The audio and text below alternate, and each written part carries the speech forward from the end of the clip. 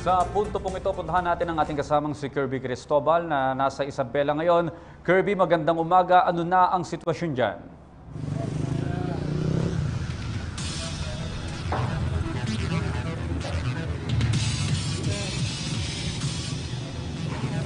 Kirby? Audrey, sa mga oras na ito, nagsasagawa na ngayon ng clearing operations ang provincial government. Dito yan sa bahagi ng Ilagan sa Isabela. Yes, kung nakikita mo, Audrey, sa inyong mga TV screen ay talaga namang masigasig yung ating clearing operations, natanggalin yung mga nakahambalang dito sa ating mga kalsada. Dahil ayon nga roon sa mga reports na nakuhanan din natin kanina habang tayo ay patungo dito mismo sa probinsya ng Isabela, ay talagang nakahambalang itong malalaking kahoy dito sa mga kalsada patungo sa highway ng Cagayan at ng Tugigaraw. Kabilang na dyan, bukod dyan ay marami rin mga posteng nagtumbahan at marami rin ang talagang nagliliparang mga yero habang tumatawid kami patungo rito sa Isabela at binabagtas namin itong Santiago.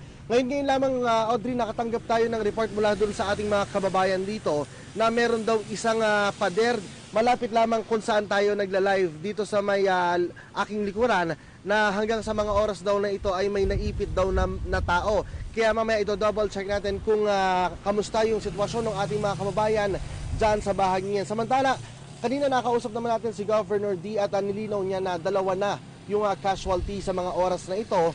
At yun, isa ay isang 70 years old na nagkaroon ng heart attack dyan sa sa kanilang evacuation.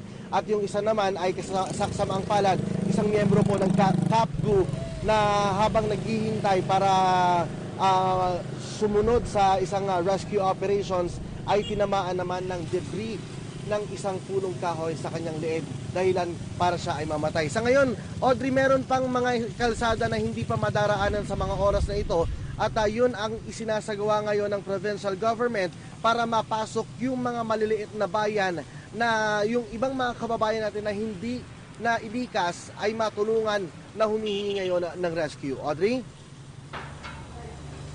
Okay, maraming salamat kay Kirby Cristobal na nagulat ng live dyan sa may Ilagan, Isabela. Mamaya alamin natin.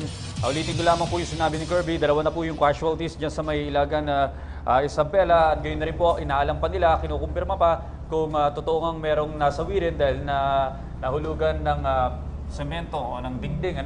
Mamaya aalamin po natin yan sa special coverage natin.